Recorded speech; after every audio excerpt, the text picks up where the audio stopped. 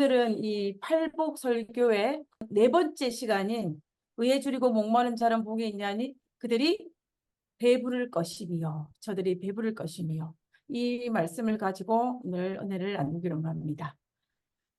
사실은 우리가 이 팔복 설교가 첫 번째, 두 번째, 세 번째, 이 네 번째로 이 순서별로 있지 않습니까? 근데 이 팔복의 순서는 그냥 단순히 나열한 것이 아닙니다. 이 팔복에는 단계별로 다 이유가 있습니다. 마치 이 팔복은 이 하늘나라에 올라가는 계단과 같이 이 한 단계 한 단계 올라가는 밑에 단계를 거쳐서 그 다음 단계로 올라가는 것처럼 이렇게 단계별로 기록되어 있는 것이 바로 이 팔복의 순서입니다. 그래서 그것을 살펴보면 이 팔복에서 첫 번째 복은 이 계단으로 따진다면 첫 번째 계단이라고 볼 수 있습니다. 우리가 그리스도인으로 그리고 또한 하나님 백성으로 살 수 있는 이 첫 번째 계단이라고 볼 수 있는데 이 첫 번째 계단이 어떤 거였냐면 우리가 살펴본 것처럼 팔복 중에 첫 번째 복인 이 심령이 가난한 자는 복이 나니 천국이 저희 것이미요라는 이것이었습니다. 그래서 심령을 깨끗하게 비워 그리스도를 갈급하는 이 가난한 심령이 있을 때에 하나님께서는 그들에게 천국을 선물로 주신다라는 복입니다. 그래서 우리는 이 첫 번째 복만 있어도 우리가 구원을 하늘나라에서 복을 받을 수 있을 것입니다. 이것이 신앙의 출발입니다. 그다음에 두 번째 계단, 이 첫 번째 단계를 딛고 난 다음에 이제 두 번째 단계로 올라갈 수가 있는데 이 두 번째 단계가 뭐냐면 애통하는 자는 복이 있나니 저희가 위로를 받을 것이며라는 복입니다. 이 애통은 단순한 애통이 아니라 자기 자신의 어떤 죄악성과 무가치함에 대한 깊은 자각 때문에 오는 애통입니다. 그래서 이런 애통은 이렇게 애통하는 자는 우리가 어떤 복을 받을 수 있냐 하면 하나님의 위로의 복을 받을 수 있는데 그 순간에 하나님께서 우리와 같은 위로를 해줄 수 있는 그런 축복을 누릴 수 있게 되는 것입니다. 자, 그 다음에 이 세 번째 계단입니다. 세 번째 계단 올라가면 이 세 번째 계단은 온유한 자의 복입니다. 우리가 지난주 살펴본 것처럼 이 온유한 자의 복에는 저희가 땅을 기업으로 받을 수 있는 복이었습니다. 이 하나님을 향한 온유와 그리고 이웃과의 온유로 나눌 수 살펴보았는데요. 이 하나님을 전적으로 신뢰하는 온유, 그리고 우리가 사람과 사람 사이에 우리 이웃에게 감정을 제어하며 너그럽고 온유한 마음을 가진 자에게는 하나님께서 땅을 기업으로 주실 것이라는 복이었습니다. 그 다음에 이제 네 번째 계단, 이 첫째 계단과 둘째 계단과 셋째 계단을 넘어가서 이제 네 번째 계단으로 올라가게 되는데요. 이 네 번째 계단은 의에 줄이고 목마른 자의 복입니다. 의에 줄이고 목마른 자에게 하나님께서는 저희가 배부를 것이며라는 그 복을 허락하신다라고 말씀하셨습니다. 여기에서 우리가 정말로 감사할 수밖에 없는 것은 뭐냐면은 이 성경 이 팔복에서 네 번째 복은 의로운 자에게 하나님께서 복을 허락하신다라고 말씀하신 게 아니에요. 그렇게 말씀하신 게 아니고 의에 줄인 자에게 하나님께서 복을 허락하신다라고 말씀하셨습니다. 만약에 이 본문에서 팔복에서 네 번째 의로운 자에게 복이 있나니라고 했다면 우리가 얼마나 절망 가운데 있었겠습니까? 그죠? 그러나 하나님께서는 우리에게 그렇게 말씀하지 않으시고 의에 줄이고 목마른 자에게 복이 있다라고 말씀하고 있는 것을 볼 수가 있습니다. 오늘 이 네 번째 복에 대해서 한번 살펴보도록 하겠습니다. 우리가 이 고린도전서 10장 12절에 보면은 어떤 말씀이 있냐면 그런즉 선주를 생각하는 자는 넘어질까 조심하라는 말씀이 있습니다. 우리가 역사적으로 살펴볼 때 그리고 우리 주변에 있는 모습을 살펴볼 때도 우리는 사실은 우리의 육안의 눈으로도 그리고 말씀을 통해서도 믿음의 거목들이 정말로 어처구니 없는 일로 말미암아 시험을 받아 넘어지는 경우를 종종 보게 됩니다. 그래서 우리는 이런 모습들을 살펴보면 우리가 서로 우스갯소리로 무슨 말을 하냐면 너무 대단히 믿지 말고 적당히 믿어야 된다라는 이런 말도 안 되는 이 우스갯소리를 하게 되는데 이렇게 할 정도로 때로는 정말로 믿음이 있다라고 하는 분들이 넘어지는 경우들이 있는 것입니다. 그래서 혹시나 나의 마음속에, 우리의 마음속에 내 스스로 생각할 때에 겉으로는 그 표현을 쓰지 않을지라 할지라도 속으로 이 정도쯤이면 되지 않았을까라는 마음이 생긴다면 조심해야 합니다. 사단이 만들어 놓은 덫에, 교만의 덫에 걸릴 아주 위험한 시기입니다. 심령이 가난하고 또 애통하며 온유한 자의 마음을 조금 맛본 사람들은 다 얻은 것처럼 착각하여서 이 덫에 걸릴 수 있는 가망성의 위험성이 굉장히 높습니다. 그래서 이 바울이 선주를 생각하는 자는 넘어질까 조심하라고 말하는 것입니다. 이 우리가 하나님께서는 우리의 이런 연약한 마음을 아시기 때문에 하나님께서 이 네 번째 복엔 의에 줄이고 목마른 자에게 복이 있다라고 말씀하시면서 이 네 번째 복을 우리에게 설명하고 있는 것입니다. 이 네 번째 복을 경험하지 않으면은 사탄이 쳐놓은 덫에 걸리기 굉장히 쉽습니다. 그래서 더 큰 의를 추구하는 하나님의 의에 줄이고 목마른 경험을 우리는 반드시 해야 합니다. 그래야 우리는 하나님 앞에 진정한 나의 모습을 바라보게 되고 또 내가 얼마나 죄인임을 깨달아서 또 여전히 하나님의 도우심을 간구함으로 다윗처럼 하나님의 마음에 합한 자로 설 수 있는 것입니다. 그렇기 때문에 우리가 이 네 번째 이 팔복의 이것을 염두에 두고 우리는 깊이 묵상하고 또 이 복을 누리기 위해서 생각해야 할 것들이 많이 있다는 것입니다. 그러면 오늘은 의에 줄이고 목마른 자는 무엇인지, 그리고 또 그가 받을 복인 두 번째 그들이 배부른다는 것이 무엇인지를 우리가 이 시간 두 번 나누어서 한번 살펴보도록 하겠습니다. 자, 의에 줄이고 목마른 자란 도대체 무엇일까? 먼저 결론부터 말씀드리면 의에 줄이고 목마른 자라는 것은 뭐냐면 하나님의 뜻을 따라 합당한 삶을 살기로 갈망하는, 간절히 사모하는 그 마음의 상태를 바로 의에 줄이고 목마른 자라고 이야기합니다. 그래서 하나님의 뜻에 따라서 합당한 삶을 살기를 뜨겁게 갈망하고 또 그것을 정말 사모하는 그 마음이 바로 의에 줄이고 목마른 자의 라는 마음입니다. 그래서 우리가 스스로 생각할 때에 예수를 믿은지 내가 예수를 믿은지 횟수로 세워보니까 1, 2년도 아니고 10년도 아니고 몇십 년이 흘른 것입니다. 그럼에도 불구하고 내 모습을 바라보면 여전히 하나님의 자녀다운 모습이 그렇게 많이 보이지 않는 것입니다. 그런 말미암아 내 자신에 대한 어떤 그 회의와 또 괴로워하면서 좀 더 나은 그리스도인으로 그리고 좀 더 하나님의 닮는 모습으로 좀 더 하나님의 자녀로 변화되기를 정말로 간절히 소망하고 갈망하는 마음이 바로 의에 줄이고 목마르는 자의 모습이라는 것입니다. 제가 알고 있는 한 여집사님이 계시는데요. 그분은 특별히 이 복을 많이 받으신 분 같아요. 그래서 그분은 항상 머릿속에 뭐 있냐면 내가 하나님의 자녀로서 내 모습이 변화되지 않는 거에 대한 어떤 갈망과 그 애통함과 간절함이 굉장히 많으신 분이었어요. 그래서 새해가 들어가면 항상 소망하는 것이 이 부분이고 그리고 날마다 이 부분 때문에 애통하며 또 날마다 이 일로 인하여 또 하나님께 간구하는 모습들을 바라본 적이 있습니다. 그래서 우리도 또 나의 모습을 바라보며 좀 더 나은 그리스도인, 좀 더 하나님의 닮은 모습을 사모하며 하나님의 뜻을 따라 합당한 삶을 살기로 간절히 갈구하는 그 마음을 가지는 그런 것들이 우리에게 필요한 것입니다.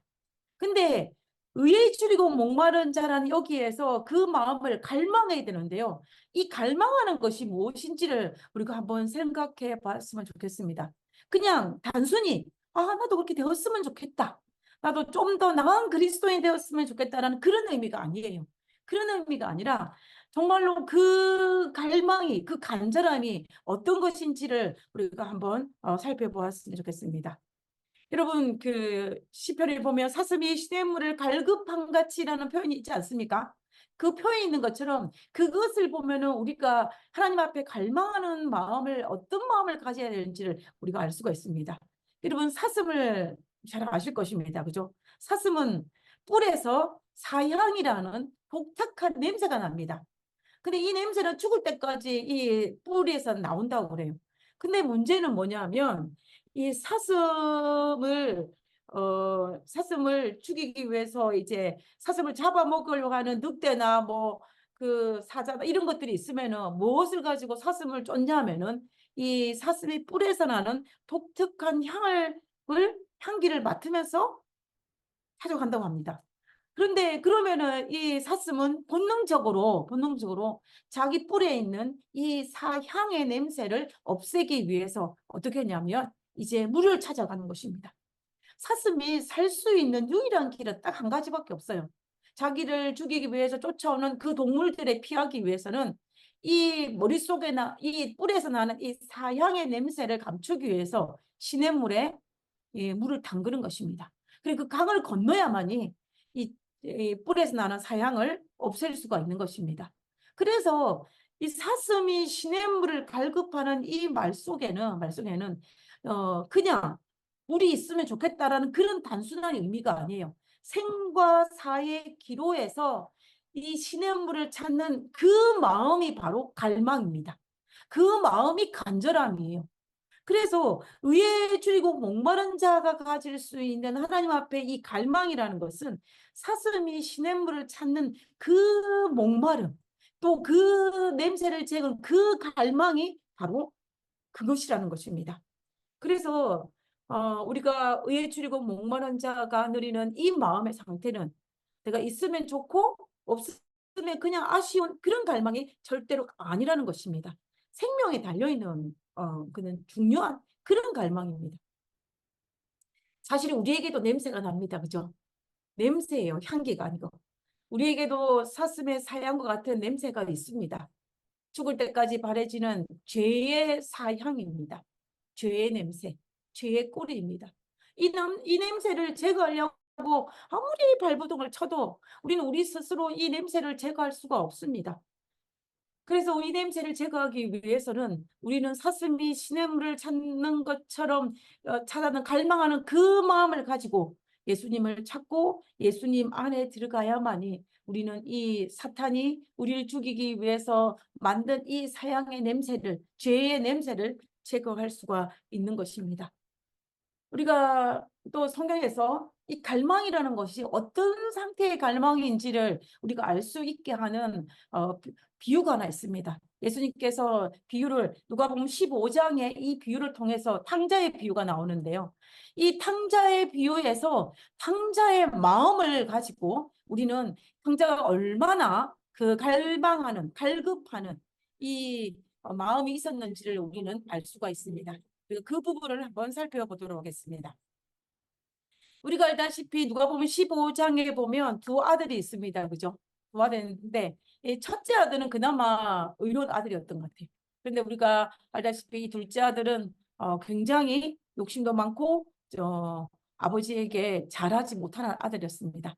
그래서 이 둘째 아들이 아버지가 살아계심에도 불구하고 아버지 유산을 미리 달라고 요청을 합니다. 그래서 그 재산을 받아가지고 먼 나라로 떠나게 되죠. 그죠? 그러자 그곳에서 이 아버지께 물려받은 재산을 잘 활용하면 좋은데 그렇게 하지 못하고 허랑방탕에 즐기면서 그 모든 재산을 다 탕진하였습니다. 이 재산이 다 탕진되자 아마 이 탕자의 주변에 그와 함께한 친구들이 다 떠나고 홀로 남았을 것입니다. 근데 마침 그 나라에 큰 흉년이 들어서 이 탕자가 당장 먹을 것이 없는 상태가 된 것입니다. 그래서 이 탕자가 어떻게 합니까? 돼지를 치는 농장에 들어가서 일을 하게 됩니다. 그런데도 불구하고 이 탕자는 먹을 것이 없어요. 그래서 돼지와 같이 함께 돼지가 먹는 지엽 열매를 먹고 있는 것입니다. 그때에 탕자가 그 돼지와 함께 지엽 열매를 먹으면서 눈물을 흘리면서 아마 그걸 먹었겠죠. 그때에 그의 마음속에 누가복음 12장 17절에 이런 마음이 생긴 것입니다. 이에 스스로 돌이켜 이르되 내 아버지에게는 양식이 풍족한 풋굿이 얼마나 많은가. 나는 여기서 줄여 죽는구나. 내 아버지 집에는 풍성한데 푼푼도 풍성하게 먹는데 나는 여기서 굶어 죽겠구나. 굶어 죽는구나. 먹을 것이 전혀 없다는 것입니다. 나는 이대로 있다가는 어떤 상태가 되는 거예요? 죽게 되는 상황인 것입니다. 나의 처지가, 나의 상황이. 그래서 이 황자가 어떻게 하냐면 내가 일어나 아버지께로 가리라. 이제 아버지께로 돌아가야 된다는 것입니다. 만약에 내가 아버지께로 가지 아니하면 어떻게 되는 거예요? 죽게 되는 상황에 처해 있는 것입니다. 그래서 이 당자는 사실은 죽든지 아니면 아버지께로 돌아가든지 두 개의 초이스밖에 없는 것입니다. 이런 상황 속에서 이 당자가 선택한 것은 뭐냐면 죽는 걸 선택한 것이 아니라 아버지께 돌아가기로 선택한 것입니다. 그러니 그 갈 때 그 마음이 어떻게겠습니까? 그냥 아버지께 가가지고 아버지가 받아주지 않으면 그냥 다시 이곳에 돌아오지 뭐 이런 마음으로 가지 않았을 것입니다. 아버지가 나를 받아주지 아니한다면 나는 죽을 수밖에 없겠구나라는 그 마음을 가지고 아버지께로 가는 것입니다. 그러면서 그가 어떤 마음이냐면 아버지가 내가 아버지 이러기를 아버지 내가 하늘과 아버지께 죄를 지었사오니 지금부터 아버지의 아들이라 그를 감당하지 못하겠나이다. 나를 품꾼의 하나로 보소서 하리라. 내가 아버지께로 가서 아버지 나를 아들로 여기지 않고 단지 아버지 집에 거하는 품꾼의 하나라도 나를 받아달라고 그렇게 할 마음의 각오를 가지고 아버지께 가는 것입니다. 얼마나 이 탕자의 마음의 간절함이 우리가 충분히 알 수 있는 부분입니다. 그래서 그가 일어나 아버지께로 돌아갑니다. 이 탕자의 마음,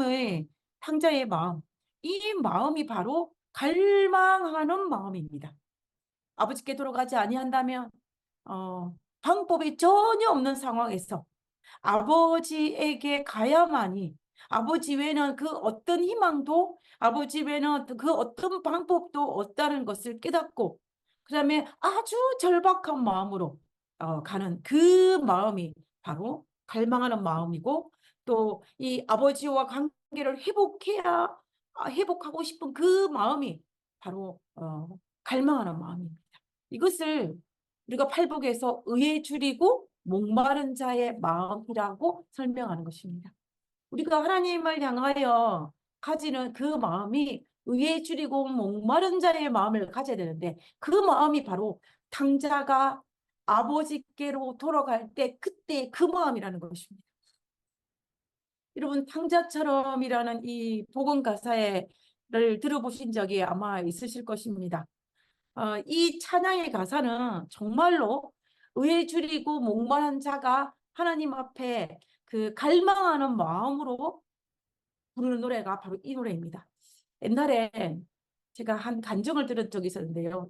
어떤 분이었냐면은 그가 하나님을 알지 못하고 세상에 살면서 온갖 본인이 하고 싶은 걸 다 하고 그리고 이제 병이 들고 그러고 난 다음에 이제 어떻게 하다가 하나님을 발견하고 하나님 안에서 그 감사한 마음을 이제 간증하는 분이었어요. 그때 그분이 그때 연세가 어떻게 되냐면 한 60대 중반 정도 되었습니다.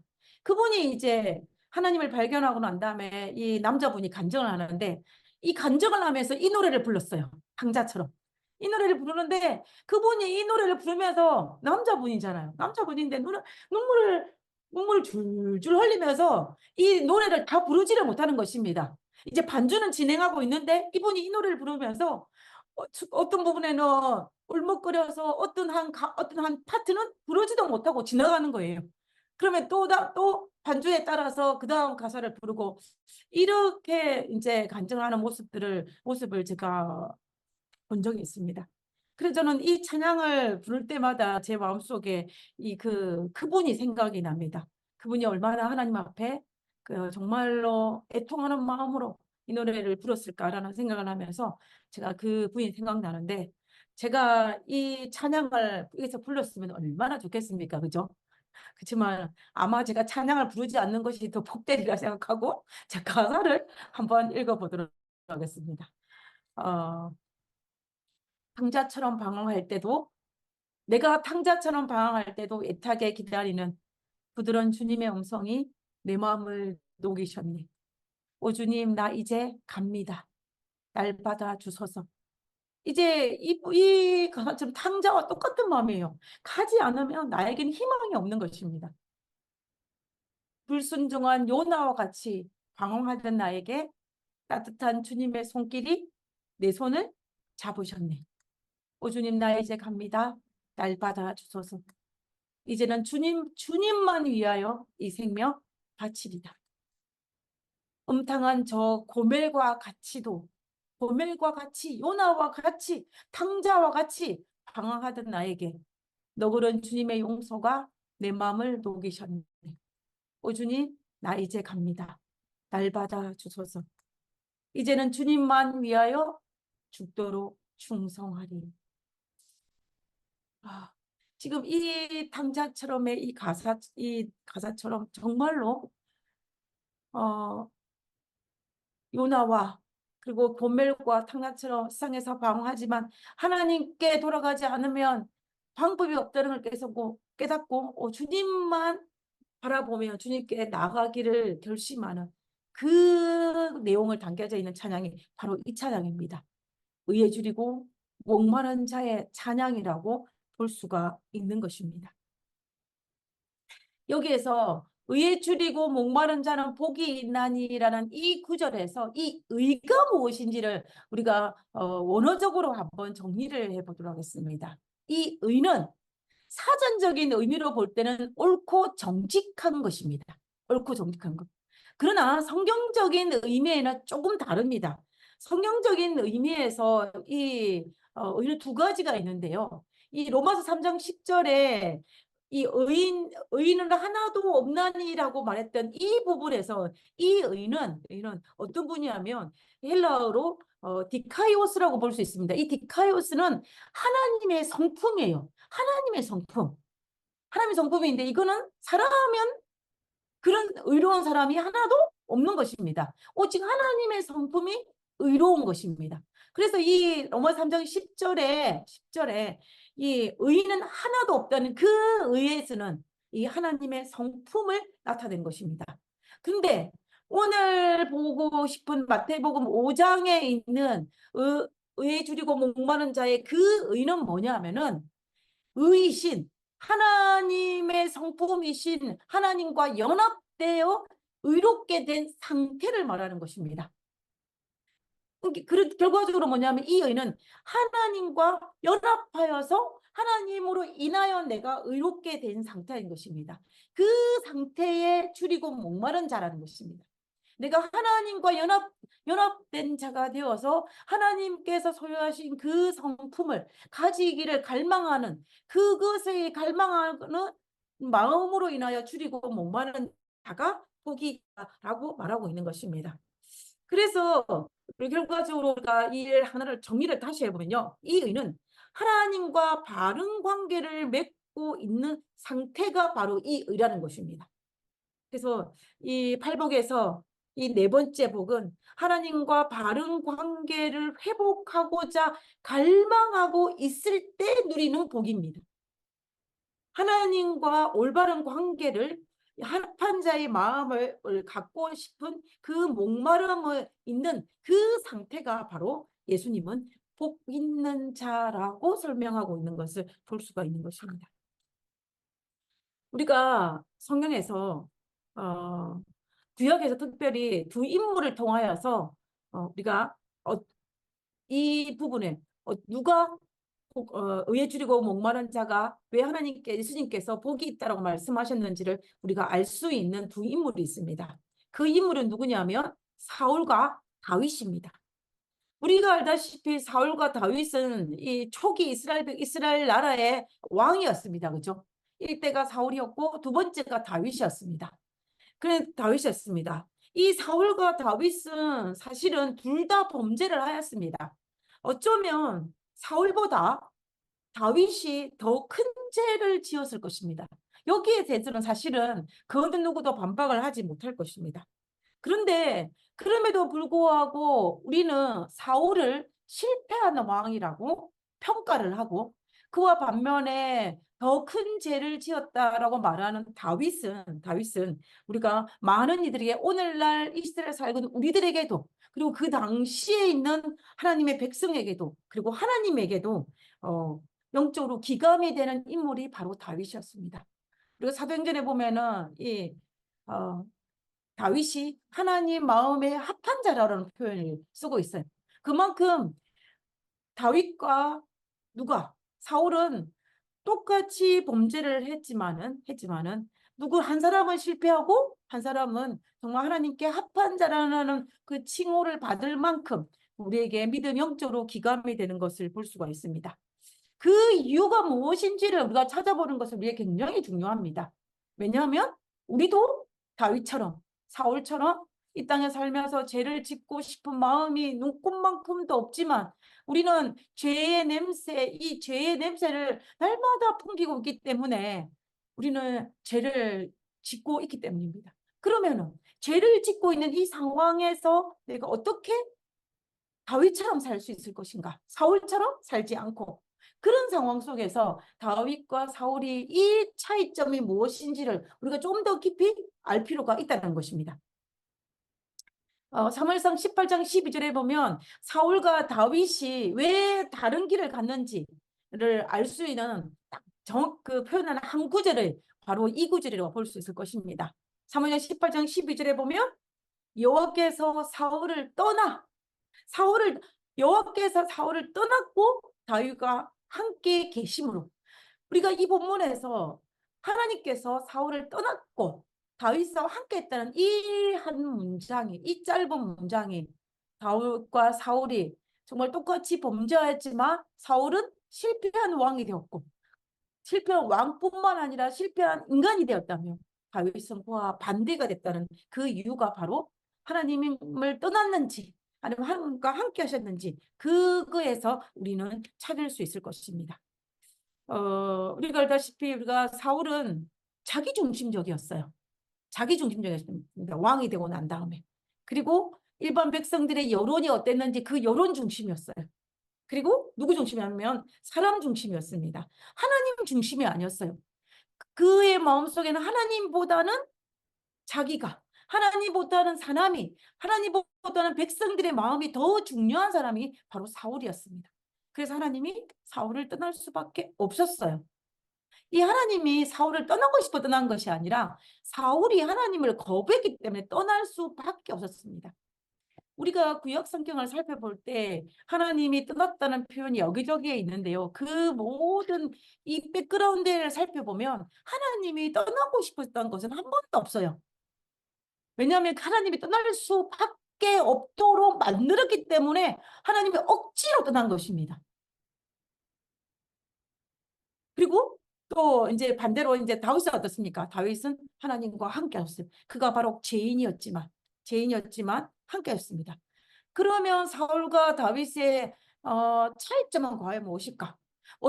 사울과 다윗이 어떤 마음의 차이점 때문에 여호와께서는 사울을 떠날 수밖에 없었고 다윗에게는 함께할 수 없었는지 그 결정적인 차이점을 우리가 한번 살펴볼 필요가 있다는 것입니다. 그 이유는요. 의에 줄이고 목마른 자의 마음을 가졌느냐 가지지 않았느냐의 차이입니다.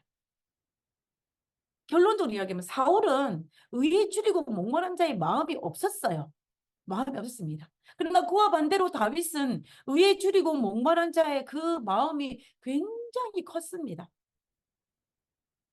우리가 다윗이 밧세바 사건 이후에 이 나단 선지자의 경고를 듣고 하나님 앞에 회개하였던 그 사건이 있지 않았습니까?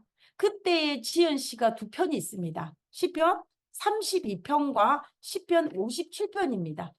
그런데 우리가 시편 32편과 이 51편을 읽어보면은 다윗이 아마도 시편 51편을 먼저 짓고 그리고 난 다음에 시편 32편을 적었다라는 것을 우리가 알 수가 있어요.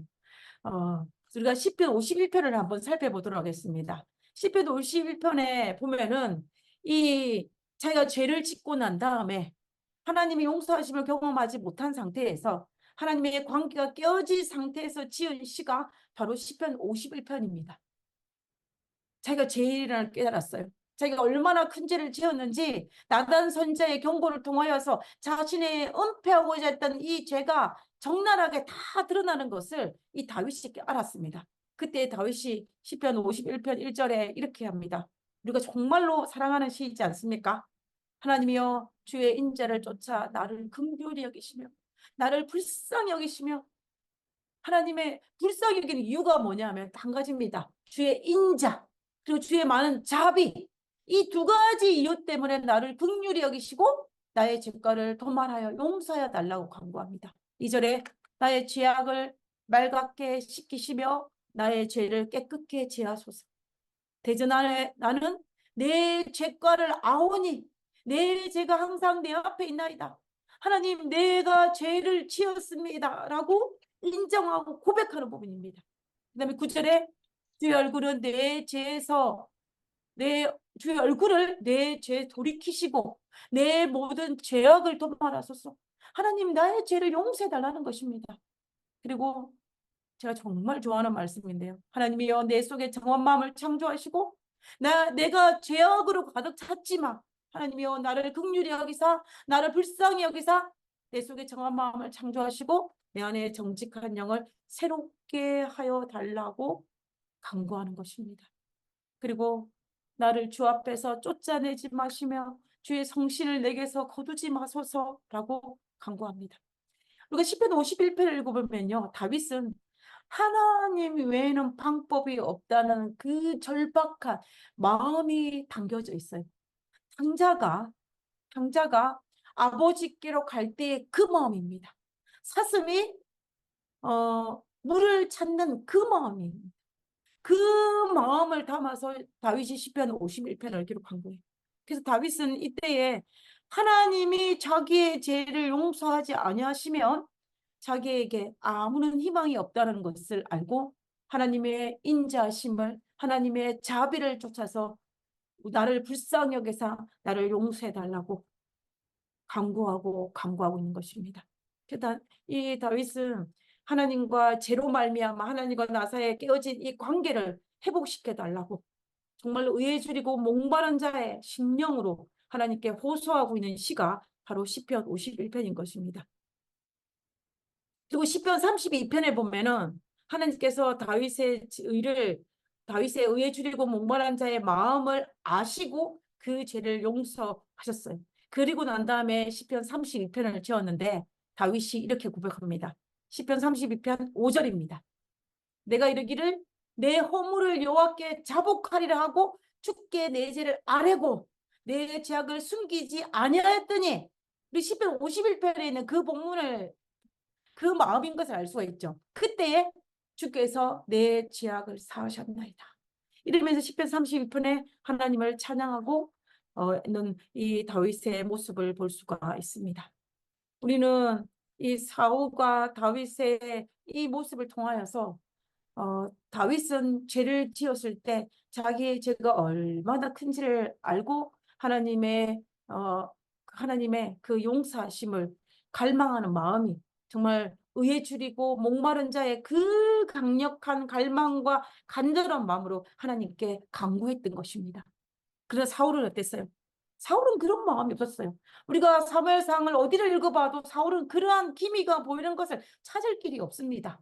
후회하는 느낌을 받을 수도 있어요. 그러나 그의 마음속에 간절함은 없습니다. 여전히 자신의 힘으로 뭔가를 하려고 하는 그 모습을 우리는 사울에게서 발견하게 된 것입니다. 그래서 사울과 다윗의 차이는 의에 줄이고 목마른 자의 그 갈망하는 마음이 없다라는 것입니다. 그렇기 때문에 이 팔복에서 네 번째 복인 의에 줄이고 목마른 자의 이 복이 얼마나 중요한지를 우리는 여기에서 알 수가 있는 것입니다. 자, 그 다음에 이제 그들에게 주시는 하나님의 복은 배부를 것이며 배부른 그것을 하나님께서 허락하신다는 것입니다. 자, 이 배부른다는 의미가 뭘까요? 하나님은 저희가 배부른다는 이 경험을 우리가 살펴보면 그게 뭐냐면 이 영적 갈증, 그 죄책감, 또 이 하나님에게 하는 갈망을, 이거에 대한 이 갈증에 대한 해소로 인한 영혼의 만족입니다. 만족. 그러니까 어떻습니까? 이 저희가 배부를 이 감정은 하나님, 이 나의 이 간절함에 대한 해소이기 때문에 내가 하나님 안에 없으면 절대로 얻을 수 없는 감정이에요. 배부른 감정. 그리고 그리스도와 동떨어져 있으면 절대로 얻을 수 없는 감정입니다. 그래서 바울이 어떻게 고백했습니까? 바울은 로마서에서 내가 스스로 뭔가를 해보려고 했지만은 그 목마름을, 이 갈증을, 이 갈망을 해소할 수 없어서 그가 이렇게 고백한 것입니다. 오라 나는 공고한 사람이로다. 이 사망의 몸에서 누가 나를 건져내랴. 자기 스스로 그 해도 할 수 없었다는 거예요. 우리가 알다시피 바울은 어떤 사람입니까? 정말로 믿음의 사람이에요. 바울이 로마서를 기록할 때는 바울이 이미 1차, 2차, 3차 선교 여행 때 기록한 것이 로마서입니다. 그런데 그가 고백하기를 이 자기를 공고한 사람이라고 했습니다. 뭐 하면?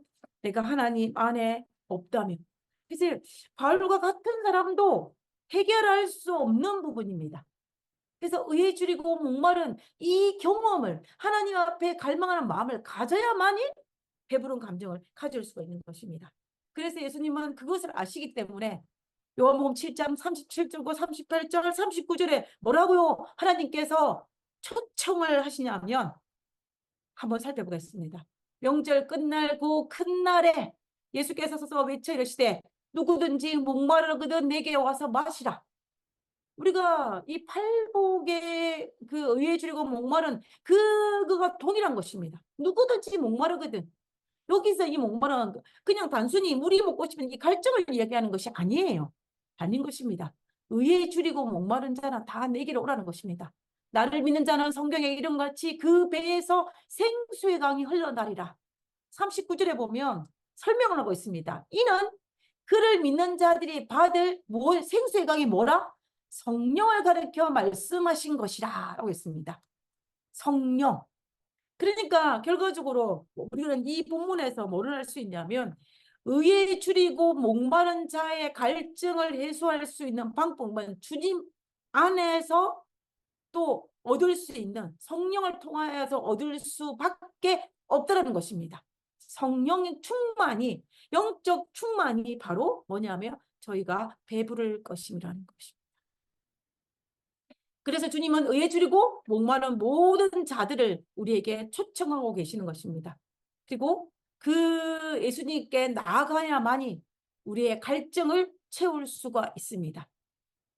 우리가 이렇게 나아가게 될 때에 하나님은 우리가 의에 줄이고 목마른 상황으로 하나님께 간구하면 하나님께서 우리에게 팔복의 복처럼 배부르게 하실 것이고 또 다시 말하면 우리 요한복음 7장에 있는 말씀을 빌리면 생수의 강 성령을 통하여서 우리가 영적 충만을 얻을 수 있게 된다라는 것입니다.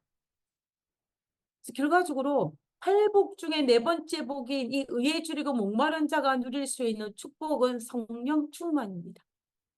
이 성령은 의에 줄이고 목마른 마름을 해결해 주실 것이고 하나님과 우리 사이에 깨어진 관계를 회복시켜 주실 것입니다. 그러므로 우리 모두 주님 앞에 나가서 성령을 통하여서 영적인 목마름과 하나님의 관계를 회복하고 또 그것이 날마다 회복함으로 말미암아 그 날마다 하나님과 더 깊은 영적 교제를 가짐으로 말미암아 우리는 점점 더 하늘랑을 향하여 더 높은 단계까지 올라갈 수 있는 우리 모두가 되었으면 좋겠습니다. 우리 모두 의에 줄이고 목마른 자의 그 경험을 통하여서 하나님과 더 깊은 영적 관계를 맺는 우리 모두가 되기를 간절히 바라면서 오늘 말씀을 마치고자 합니다.